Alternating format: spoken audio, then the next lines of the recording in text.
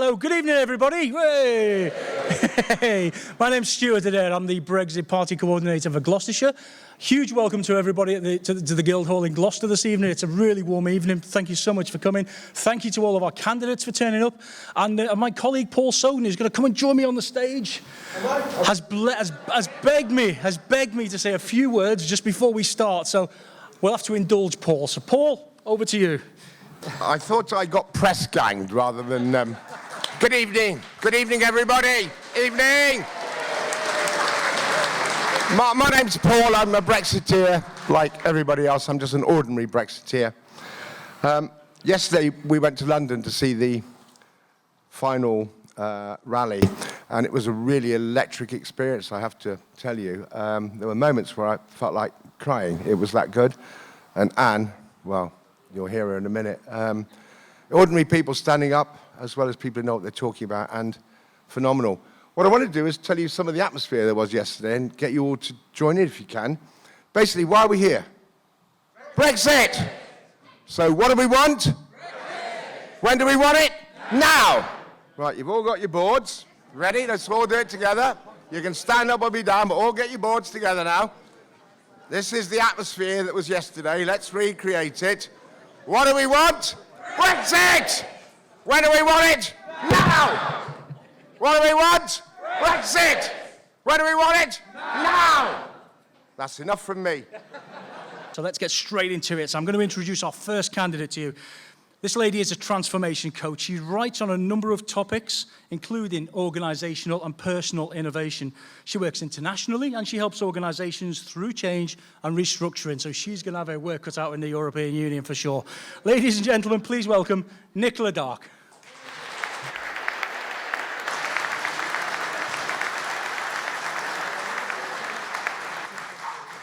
Good evening.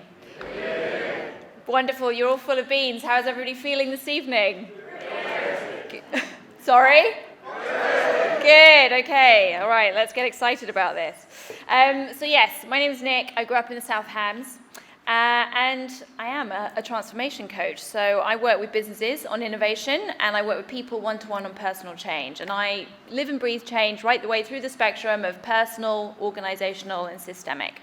And I love that because it is all about enabling people to thrive. And I never thought I'd go into politics, which, funnily enough, is also, or should also, be about enabling us all to thrive.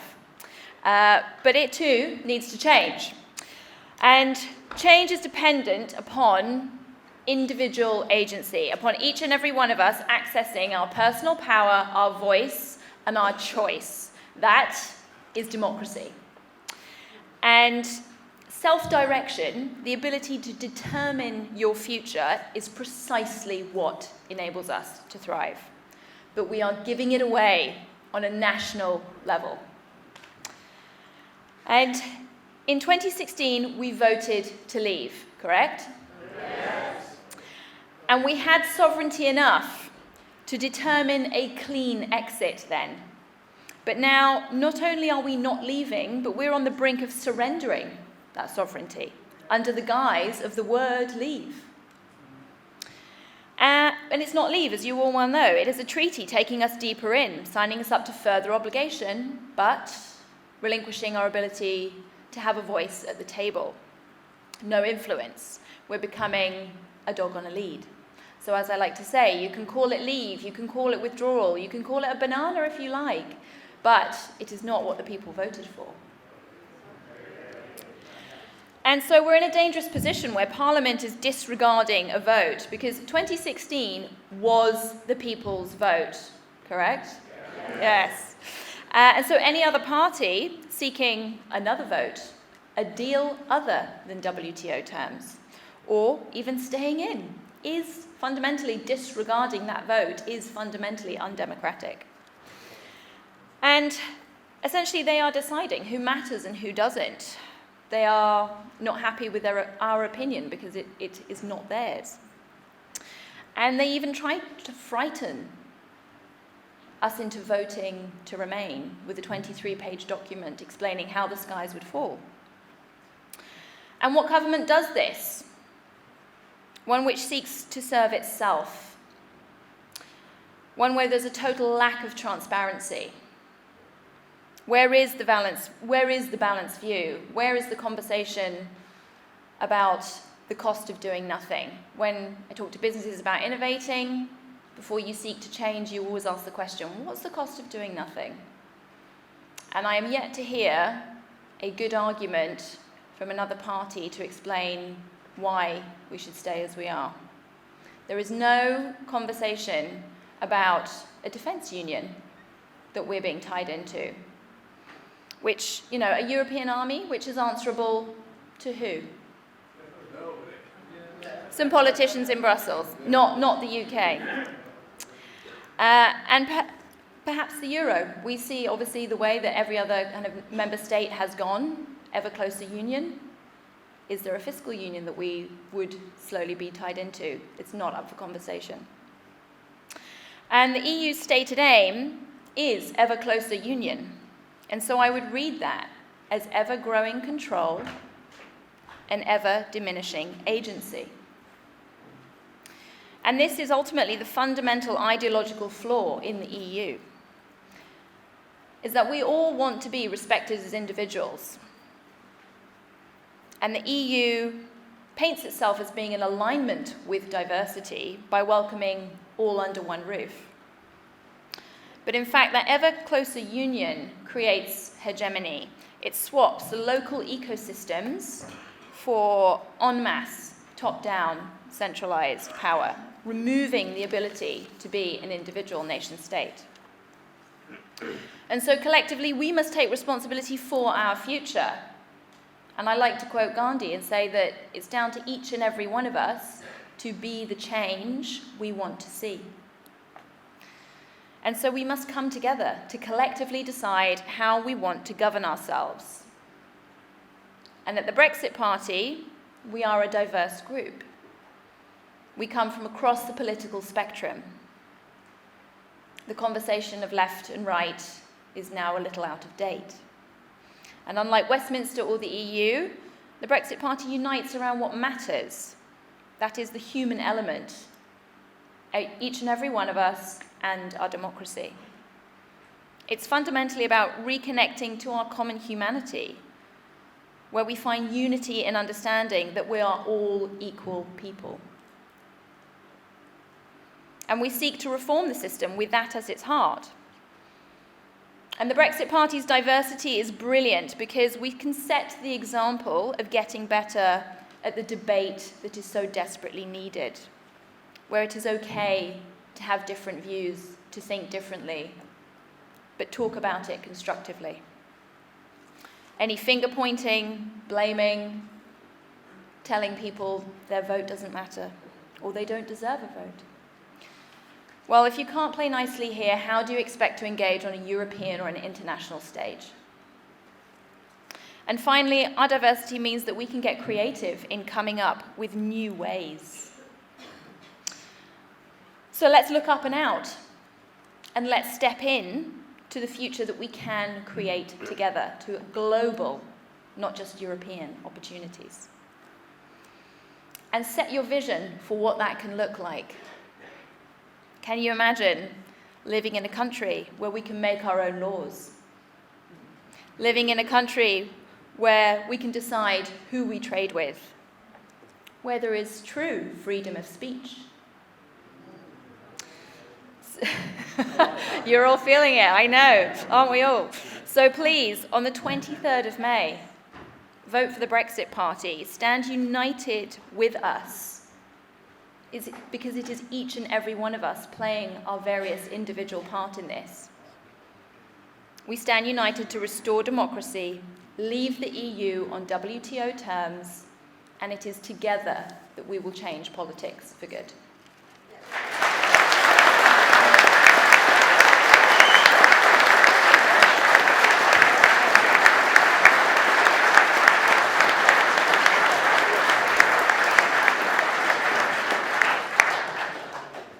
Thank you, Nicola, thank you. Ladies and gentlemen, our next speaker spent 32 years in Her Majesty's Royal Navy, rising to the rank of Rear Admiral. He was captain of HMS Splendid in the Falklands War, and following his Navy career has been a Formula One race director and is the Director of Veterans for Britain. Ladies and gentlemen, please welcome Mr. Roger Lane-Knott.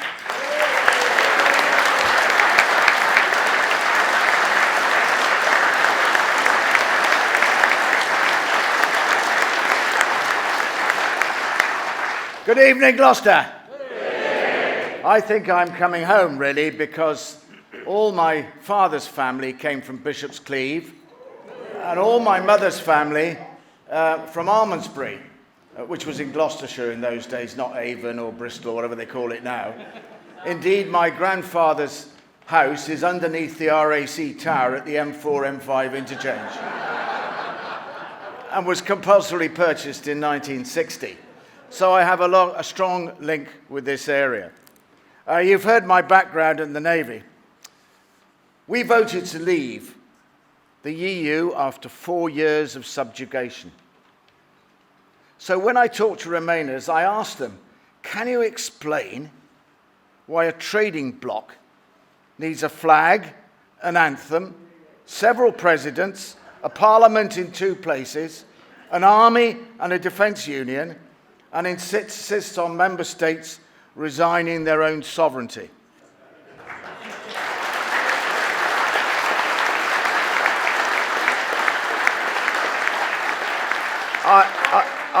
I haven't had a satisfactory answer yet. More money, yes. We've been consistently told, haven't we, that we're stupid, that we're ignorant, that we're racist, and we didn't know what we were voting for.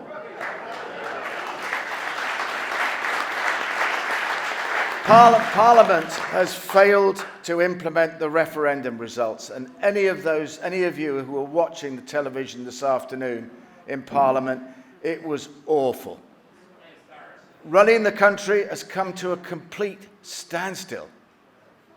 The shambles of delivering Brexit, or if that's what they call it, of not delivering Brexit, has been stark. It's been nationally embarrassing. It's been internationally damaging. And this is an important point. When a democracy refuses to implement the results of its own democratic voting system, it ceases to be a democracy.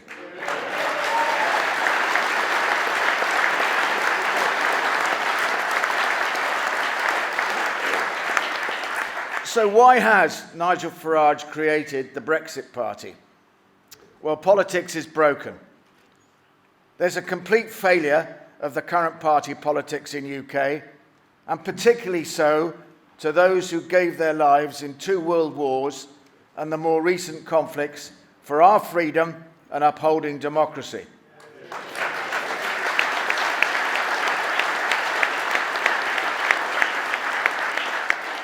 And I can't resist just saying a few words on defence, as you'd expect from me. The first duty of any government is the defence of the realm. End of story. And right now, there's a scandal going on right now. The Downing Street so-called secret cell, led by the Cabinet Secretary and Sir Alan Duncan in the Foreign Office, has been shown to have betrayed British national security and to have deliberately put our key security alliances in peril. Mrs. May has signed up to the UK to an interlocking sequence of complex and obscure UK and EU documents. And if you look at the Veterans for Britain website, you'll see all the evidence there which we've been sucking out for the last 4 years. And I should say that I'm a director of Veterans for Britain. And we were doing this before the referendum even happened. These documents have exposed in several ways, but they have not been subject to any parliamentary scrutiny whatsoever, not even by the House of Commons Defence Select Committee. And I heard only yesterday that the argument is being made that this is under the Official Secrets Act. What a load of nonsense.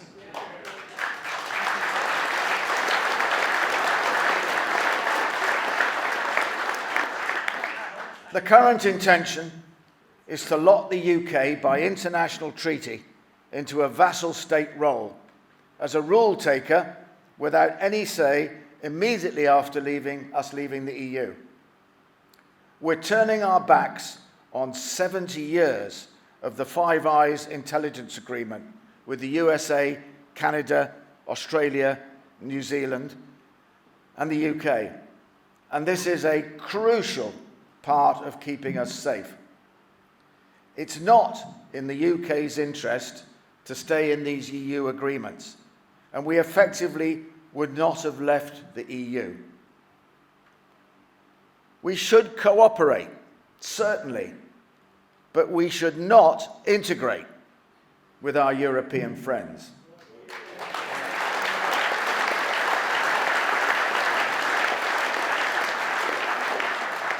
NATO provides us with that integration and has done safely for over 70 years now.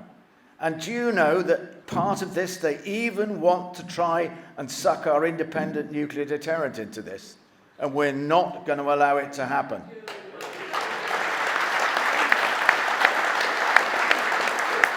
It's also high time that EU nations in NATO should pay their dues.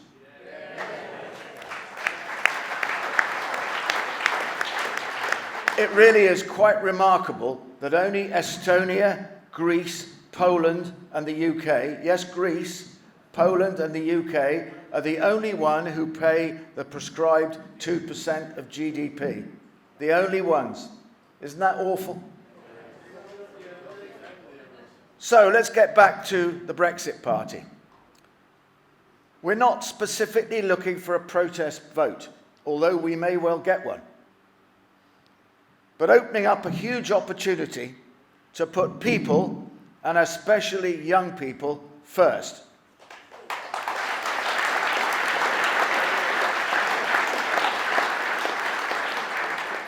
The Brexit Party is not just about leaving the EU. It's for changing politics for good, and it's about democracy.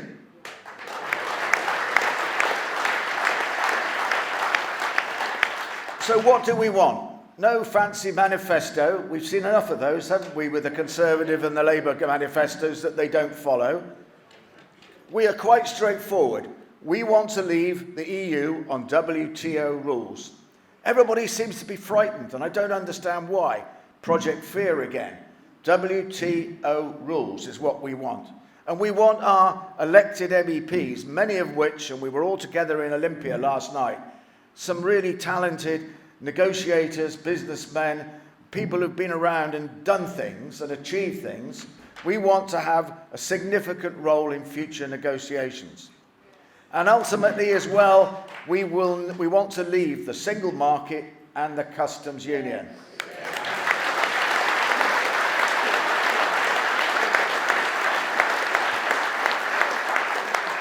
The so-called withdrawal agreement, or May's deal, whatever you like to call it, we didn't ask for a deal, we asked to leave. We told them to leave, exactly. But it's not whatever you like to call it, it's more like a surrender document you sign at the end of a war. And it's worse, because staying in, it keeps us in with no voice, no vote, and no veto. So I'm extremely hopeful that the House of Commons will get rid of it this week or next week or whenever it appears for the fourth time. And looking at today, and another important point, the Brexit Party is not going away.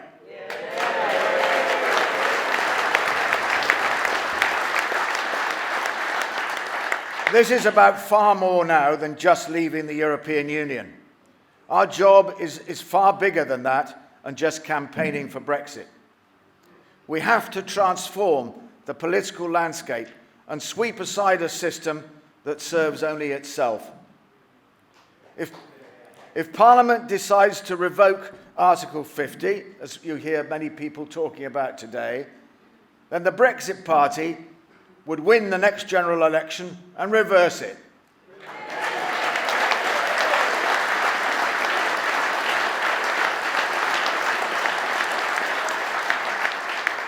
We will be aiming to fight every seat in the land in the next general election, and that may be closer than we think.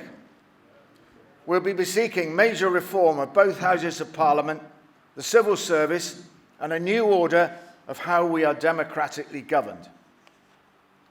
So, if you are unhappy with the status quo, by the fact that you're here tonight, I suspect you are, you're a Remainer or Leaver like me and my colleagues here, be optimistic, take a chance, do something positive, make a stand, do what your heart tells you is right, and vote for the Brexit Party tomorrow.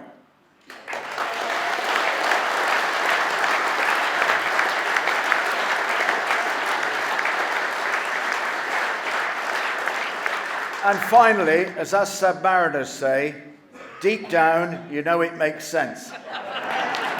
Thank you.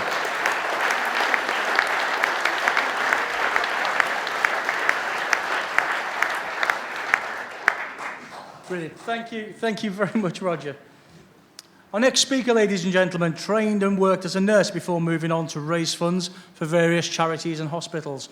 In 2014, she was honoured to receive the High Sheriff of Hampshire Award for services to the community, and in 2015 was privileged to attend the Queen's Annual Garden Party in recognition of services to the community.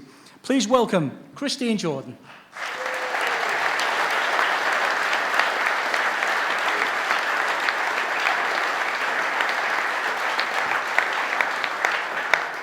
Hello, everyone. Thanks very much for coming here today. A couple of months, can you hear me okay?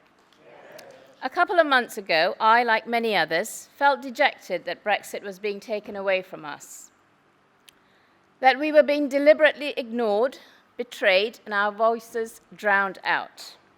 I applied to the Brexit Party to stand as their candidate because I could not sit back and let such disregard of our democratic right continue.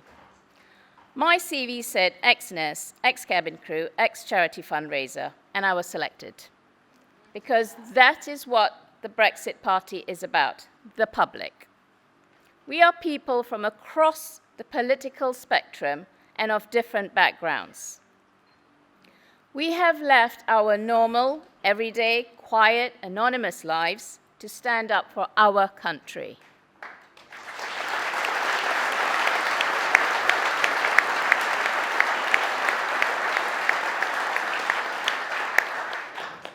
We are here because Parliament has stopped representing us.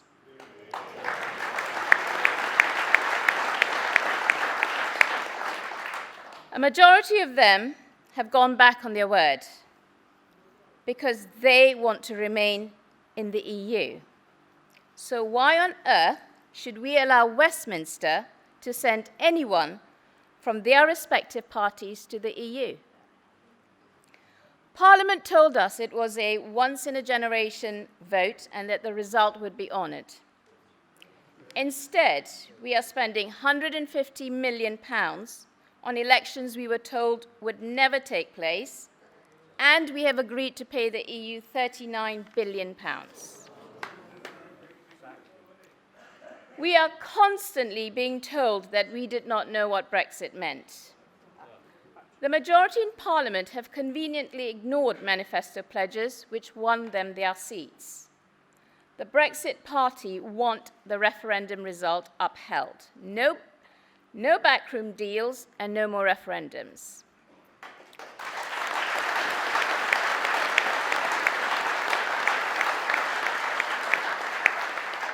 No more humiliation at the hands of the EU.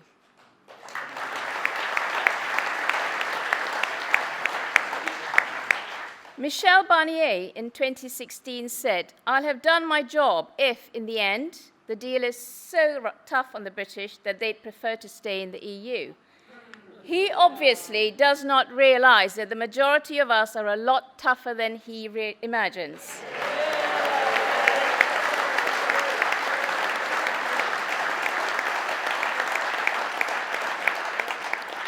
Sadly, believing in Brexit and democracy has led to us being called racist, fascist, thick, Nazi appeasers, and we have had our morals and motives questioned. But when we meet the thousands upon thousands of people who come to rallies and events all over the country, pinning their hopes on the Brexit Party, people who feel that Westminster is marginalising and belittling them, and they ask us to speak on their behalf, we have to be bloody-minded, thick-skinned, and keep on going.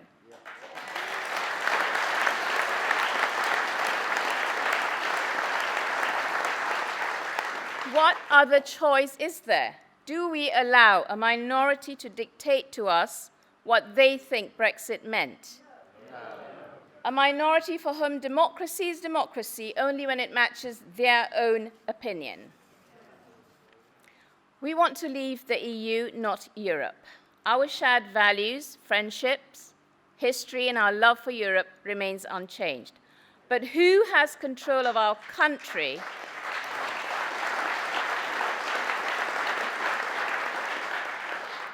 But who has control of our country, our laws, money, fishing, trade has to change.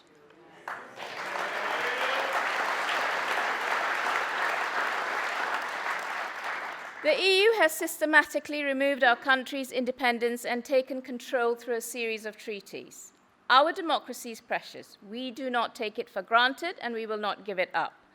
Generations before us have guarded and protected our democracy, and we will do the same for future generations.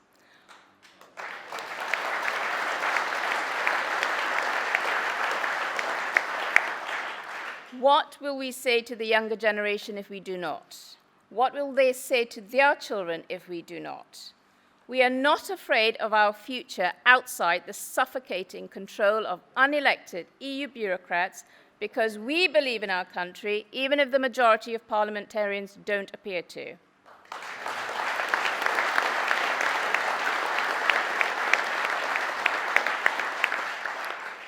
We believe in the ballot box and what it stands for, and we will not go away. We will continue to stand by our principles and argue for the fundamental right to have the referendum result honoured. Sir John Redwood, Conservative MP, very aptly put it when he said, "Parliament has decided to take on the people." Please vote for the Brexit Party on the 23rd of May and let Parliament know that we are ready. Thank you.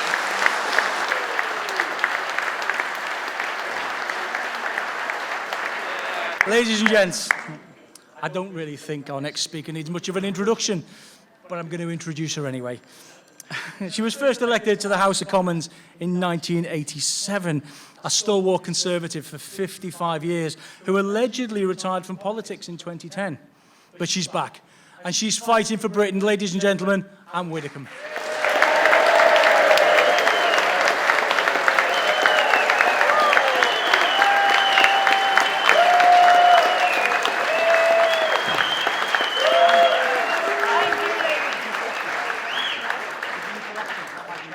If I stand behind the lectern, they won't be able to see me. That is why I never stand behind a lectern. I never have to say to an audience, "Can you hear me at the back?" I have to say, "Can you see me at the back?" So that's why I don't use a lectern. Now, am I now linked up to your volume, sir? Yes? Good. Right. Okay. Thank you very much, ladies and gentlemen. Thank you also for that very kind and admirably brief introduction.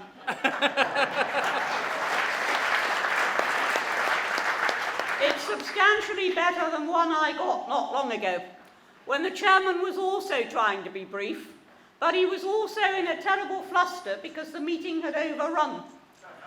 And so he said to his audience, "Well, you haven't come here tonight to listen to me. You've come to listen to Anne.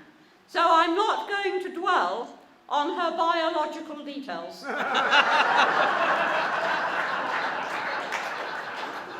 But even that was better than the chairman, who said with great assurance, "Now we come to Anne Widdecombe, who always impresses the House of Commons with her debatable qualities."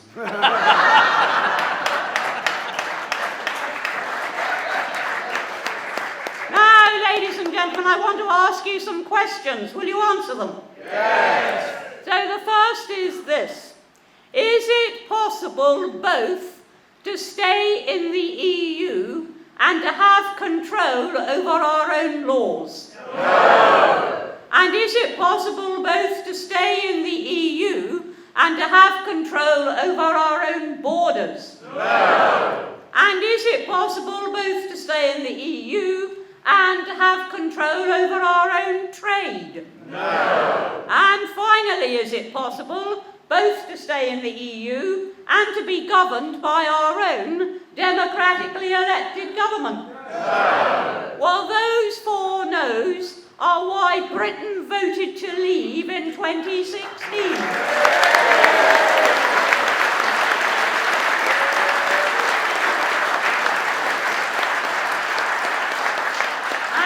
Absolutely nothing has changed since then, because those 4 questions and their answers have not changed. And we knew when we voted leave that we did actually mean we wanted to leave.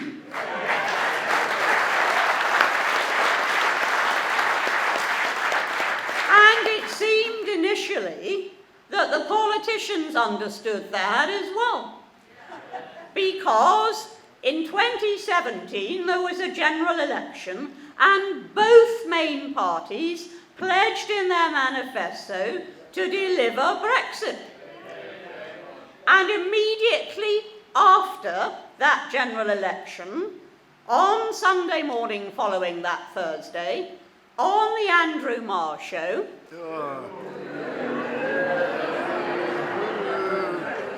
Philip Hammond said very clearly to Andrew Marr that that vote meant that we were leaving the single market, and he volunteered without being asked by Marr that it also meant we were leaving the customs union. So therefore, at that 2017 general election, there was no doubt whatever in the minds of senior figures at Westminster what leaving actually meant.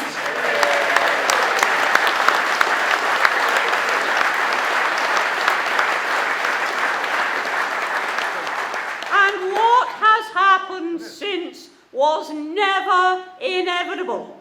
You know, the Remainers tell you, well, you didn't realise just how difficult leaving was going to be. But it is this government which has made it difficult to leave.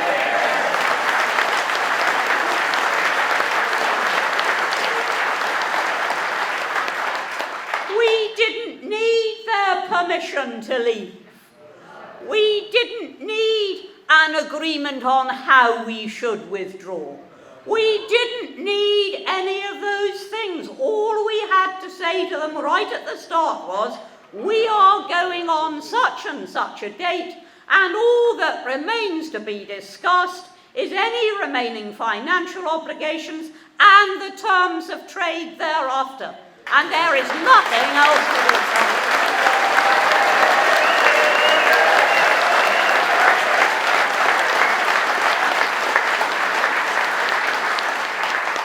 And if we had taken that line, we would have had a very different negotiation. But instead, the Prime Minister of Great Britain, now by the way, I have been saying that Theresa May is the worst Prime Minister since Anthony Eden.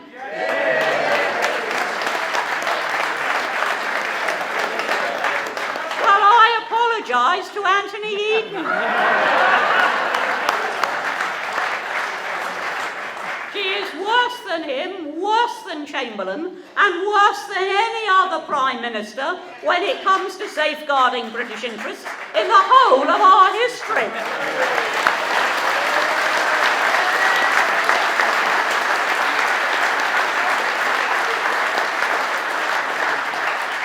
And then on the other side of the house, there's Jeremy Corbyn. Does anybody know what Labour's policy on leaving is? No, well, interestingly, nor do any of the Labour candidates in this election. Corbyn has had one policy: maximise the humiliation for the government, even if that also means humiliating Britain, and never mind the consequences. That has been his approach.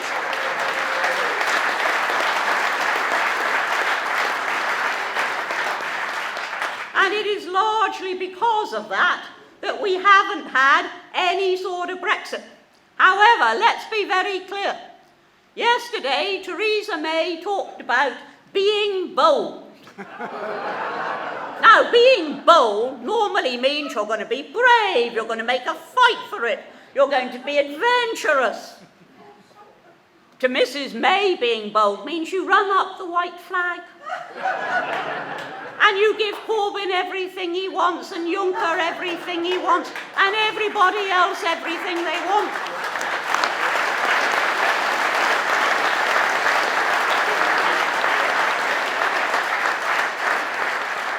And then she says, look, you've all got everything you want, so vote for this deal. Now, the problem was, if you give everybody everything they want, you absolutely guarantee that other people don't want what other people want. And that is the complete mess that we have in our Parliament.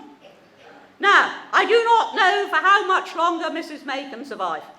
But this I do know, that tomorrow, I meant survive as Prime Minister, that tomorrow we can send Westminster a very clear message.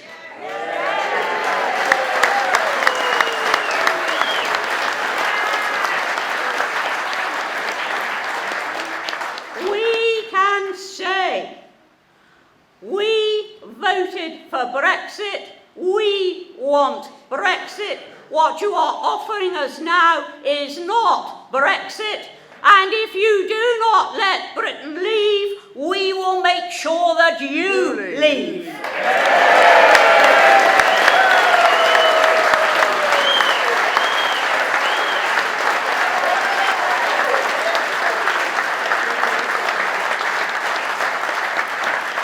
Because tomorrow is not the end, it is the beginning.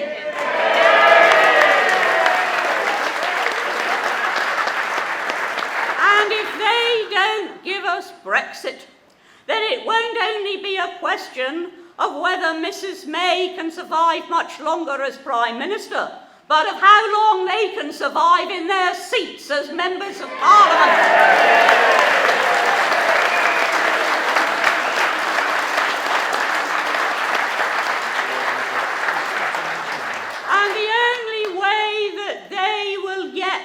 Message and understand that message is if tomorrow the major parties are as humiliated as they have humiliated our country.